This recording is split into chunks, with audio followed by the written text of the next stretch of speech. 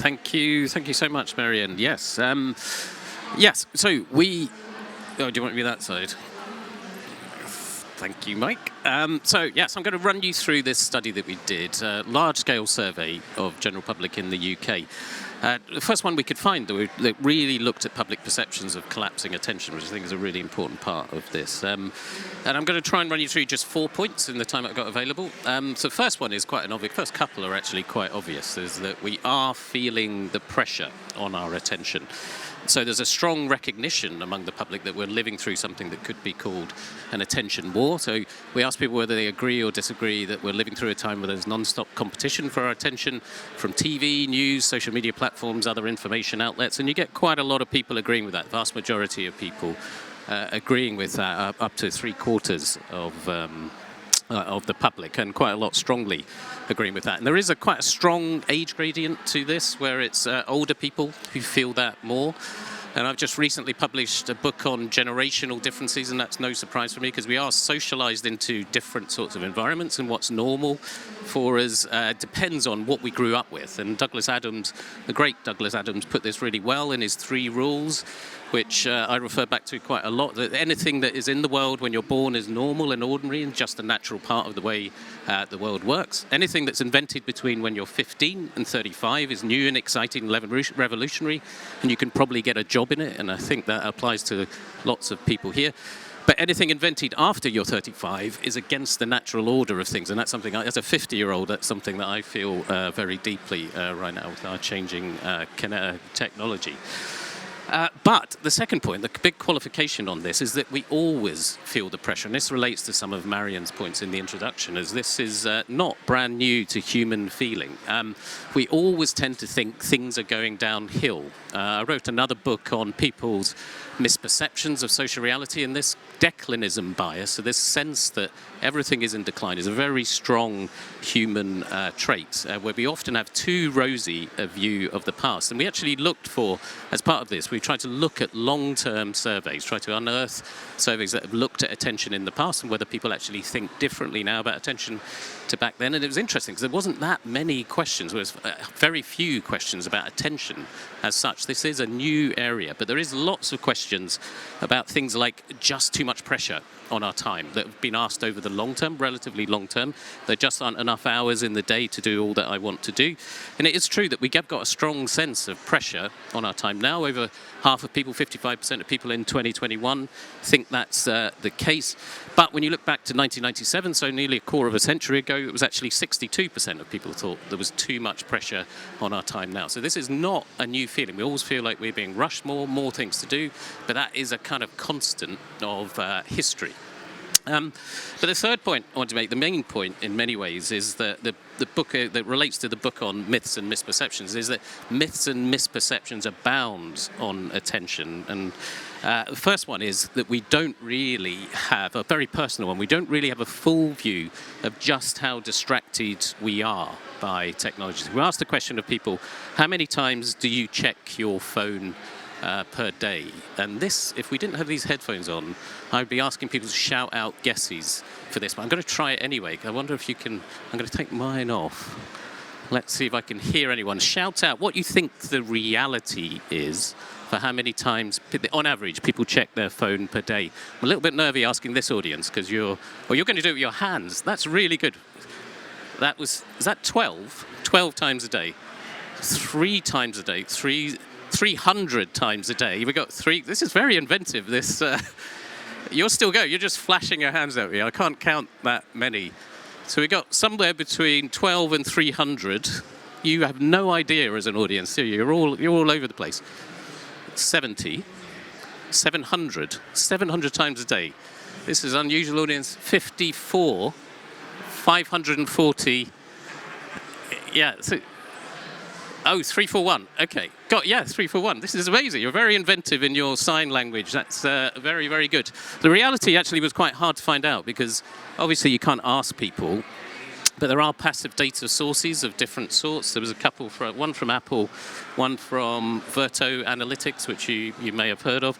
And it was actually quite a range in terms of the reality. Somewhere between 50 and 80 was what people got through these types of measurements. Some of those are quite old. measurements, so it could have gone up.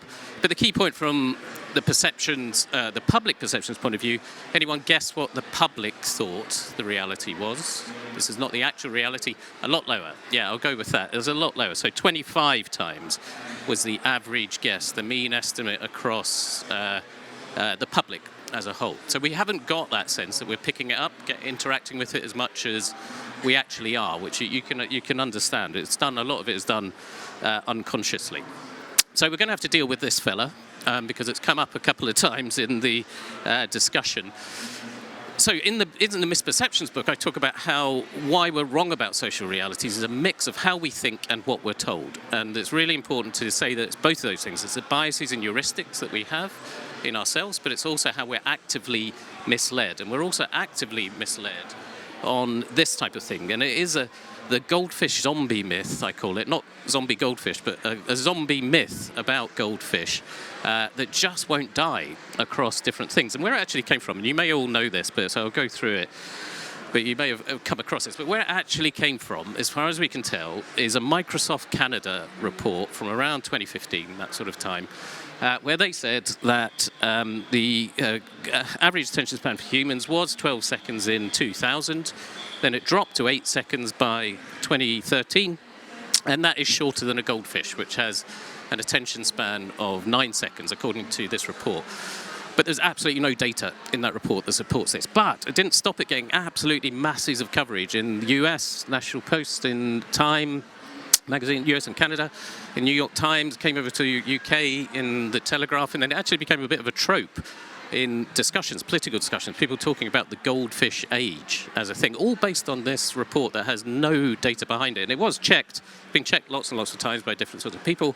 BBC4's More or Less, which is always a good program for these types of things, concluded there's no evidence that human attention spans are shrinking, and that the second part being that goldfish don't have particularly short memories in any case, or they don't have memory problems at all. But the majority of the public still think it might be true. So we ask people, are the following true or false? The average attention span among adults is only 8 seconds, and the majority of people, half of people, actually think it's definitely or maybe true, with 1 in 5 thinking it is definitely true, and only 10% thinking it's definitely false. And this is that classic of illusory truth bias. When you just see something lots of times, you're more likely to believe a lie on the second or third time that you see it. And we've just seen this socialized into our consciousness, and it's not true. It is not a true fact. And this is continuing, and there's a book that have got a lot of attention lately called Stolen Focus by Johan Hari, which I'm sure lots of you have read. And Johan says that our ability to pay attention and focus is in free fall. That's one of the key tenets of the book. But then slightly later, Johan goes back to, on page 176 of Stolen Focus, Johan actually goes back and says, we don't have any long-term studies tracking change in people's ability to focus over time. So there isn't actually evidence. I like the book. Lots of good points in there, including about the systemic nature of the problem, that this is not an individual's problem. Lots and lots of good things. But that fundamental point about whether attention spans are actually collapsing is not based on any real evidence. Although, again, huge coverage of it. All sorts of different ways. We're talking about a 65-second attention span now. That's what we've settled on, is we've got a 65-second attention span. None of it really based on fact. But again, we believe the coverage. And we believe at a personal level. In some ways, we ask people whether their attention span is shorter than it used to be. This is more not trying to measure the actual level, but whether it's declining, that sense of decline. And we do think our own, the majority of us again, half of us again, do think it's declining. Very few disagree with that. But we're also much more likely to think about it, think it's true for other people, and particularly young people. I believe young people today have short attention spans. In young people in the past, you've got 2/3 of people agreeing with that. And that is, again, I've written another book on generational differences between people, and that is another key trope that we have. Thinking that today's young are uniquely wrong or weird is a constant of history, that they have got it wrong. That goes back to Socrates worrying about writing and worrying about the nature and character of young people. Is going downhill in particular. And again, none of it based on any evidence. But the final point I want to make relates to one of the themes I think that's come through from all of the talks is about diversity among different people. It depends on where you are. And a lot of the things I've been showing you here are just aggregates. It's just the average view across the public. And I think one of the key things from a Centre for Attention Studies point of view is to understand that there is no one public opinion on attention and no one public type of interaction with things that relate to attention. So we did a segmentation of the public based on 5 different aspects: whether people feel overloaded with information, feel they have attention spans problems, whether they see engagement in social media as a good thing, concerned about what technology is doing to how we think, whether it's affecting our ability to think deeply, and whether they see access to online information as a positive. So trying to take a broader view of how we understand the information environment and its effects on us. And the key point from that is there is no one group. In fact, when we look at the statistical analysis, there's 4 quite distinct groups in the population with very different positions on this. And the one thing, I do an awful lot of opinion polling on different sorts of things, and one thing you've always got to bear in mind that there's about 1 in 5 people who just don't care about anything. Whatever the topic is you're asking about, doesn't matter if it's politics or all those things, they're completely disengaged, but also untroubled by this. They have other things going on in their lives, and they're not really bothered. So there's 1 in 5, 17% of people who are just disengaged and untroubled by all this attention or what the information environment is doing to us. And then we have 2 other groups, there are about 20%. Each who are pretty negative about this, but they're quite distinct in their own ways. So you've got overloaded skeptics who do feel that there's too much information, but they're not really particularly engaged themselves. So they don't like it, but it's not really affecting them. They've got then the second part of that group is probably a lot of the people in this room. This is how I feel in some ways. You've got the kind of stress tech addicts. You actually are into it, you use it a lot, you get a lot out of it in different sorts of ways, but you feel overloaded by it, and that is another group too. But then finally, there is this 4th group who are positive multi-screeners, we've called them. It could be multi-source information, people who are highly engaged users, keen information searchers, relaxed in terms of managing the information, some concerns about shortening attention spans, but a lot of that is based on these false rumours about what is happening to our attention spans, but not much concern about others and see lots of the positives. So you've got a 4 in 10 who are actually pretty into this, not that concerned, actually see the benefits of it. 4 in 10 who are pretty stressed about it, but in different sorts of ways and different sorts of engagement, and then 1 in 5 who just don't care and are completely disengaged. So that's the final point for me. I just wanted to, that is really important, and why we've got a Centre for Attention Studies and why we're unpicking this more generally. You can make sweeping generalizations about our relationship with information, how that's affecting our attention, but the real work is understanding this diversity and what we do in different sorts of situations. Thank you.